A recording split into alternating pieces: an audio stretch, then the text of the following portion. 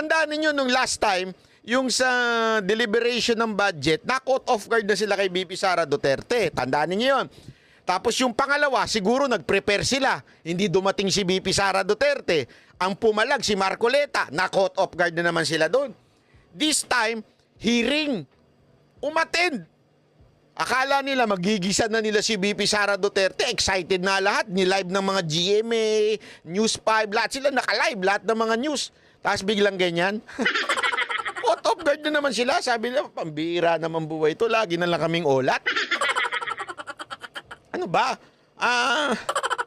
Next time, you should study well before na kayo sumalang dyan. Kasi yung mismong rules ninyo, tameme na kayo eh. Hindi nyo alam kung ano yung rules nyo. Na rules ninyo ay witness lang ang nag-o-oath. Hindi yung mga resource person. Nakalagay sa rules ninyo. Kaya nga kayo walang masabi. Bakit? It is written. Nakasulat sa rules nyo. Kita niyo yung mga congressman? Nagbasa. Biglang nagbasa. Ay, oo nga. Shit. Siyempre, social eh. Shit. Nandun nga sa rules natin, witness lang ang mag-o-oath. Paano na to? Paano na? Next time na lang, next time. Next time na lang, sabi nila. Next time na lang, next time. Bawi tayo next time. Ano muna tayo ngayon? 1 minute break. Para talaga 1 minute break muna tayo. Kasi wala kami masagot. Kaya nga next time, aral-aral kayo. Ako naman, alam nyo, dito makikita mo na yung pagiging presidentiable ni BP Sara Duterte. Dito talaga. This is the kind of leadership na kailangan natin sa bayan natin. Strong hand. Ito yung strong eh. Yung hindi trapo ang datingan, papalag, kayang ikumpronta yung mga gago na politiko, kaya mga gago sa... Kasi, tandaan ninyo, ibig bang sabihin nito, bastos si BP Sara Duterte? Hindi. Ang ibig lamang sabihin nito, she can confront kahit sino pa. Kaya niya kumprontahin kahit sino pa, kahit mga kalaban, kahit kaalyado, kaya niyang kumprontahin. Di ba? Yan ang kailangan natin presidente, hindi yung mahinang nilalang. Hindi natin kailangan ng presidenteng hindi kayang sitahin yung mga taong epal sa kanyang gabinete.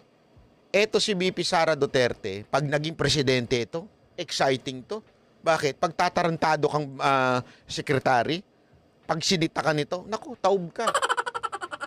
Pag sinabi, kasi ito yung hindi mo malulusutan eh. Matalino, magaling eh. Di ba? Hindi mo to magagago, ika nga. Eh ngayon, sa tingin ninyo, yung mga bibida-bidang sekretary dyan, kayang gaguhin yung presidente. Kayang paikutin eh. Di ba? Kaya nga ako, minsan ako na nahihiya doon sa presidente. Mali-mali yung sinasabi niya. Because ginagago siya ng mga taong nasa baba. Yun ang katotohanan. Ginagago siya ng mga taong nasa baba. Eh, wala siyang... Sa akin ito. Kung talagang malakas na nilalang yan, tangina kung sino yung nagsabing walang armas. Sibaking ko talaga eh. Tarantado, pinahamak ako. Sinabi ba namang walang armas yung mga pumasok doon? Diba? Ibig sabihin lamang po nun, may nanggago sa kanya. Eh kung ako yun, sinibak ko yung nanggago sa akin. Pinahiya mo ako sa madlang people. Mantakin mo, sabihin mo walang armas yung mga pumasok, meron pala. O, ibig sabihin, wala. Dinidisrespect siya ng mga sarili niyang gabinete. Ginagago siya. Nagbida-bida. Kasi nga, in aid of election for senator. Si BP Sara Duterte, hindi ganun. Matikas na presidente ito pagdating ng panahon. Yung tipong, wag mong gagaguhin, yayariin ka. Hindi, ito, sample pa lang ito eh. Paano pa kaya exciting ito pag sa gabinete niya? Pag binanggago sa kanya ng mga sekretary, sasabihin, ganito ginawa namin, eh hindi naman pala ganun ang ginawa. Mantakin mo, ano sasabihin ni BP Sara Duterte? Narantado ka? Gusto mo sampalin kita? Hindi, ako nai-imagine ko na kung ganong katikas na presidente itong si BP Sara Duterte. Di ba? Kaya, Ma'am, saludo ako sa'yo. Ikaw talaga. Ikaw na. Pinakita mo. Noong una, medyo, di ba, alam naman natin, di ba, medyo naano tayo dahil nakipag-unite siya kay BBM. Noong una, medyo yung bilib ko kay BP Sara Duterte, medyo parang sabi ko, unity. Kaya tuloy tayo napahama.